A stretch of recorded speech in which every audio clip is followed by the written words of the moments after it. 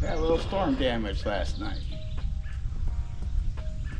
It didn't knock over the barn, which would have been nice if it would have knocked it all over and stacked up all the metal, but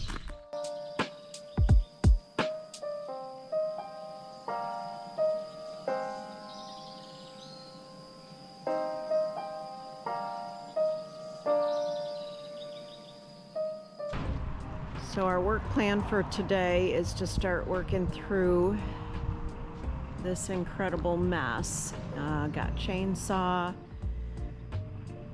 we got crowbars, we've got whatever equipment we need, and we're just gonna start working through it. We hope to be able to save some of these 2x4s who can't use a 2x4.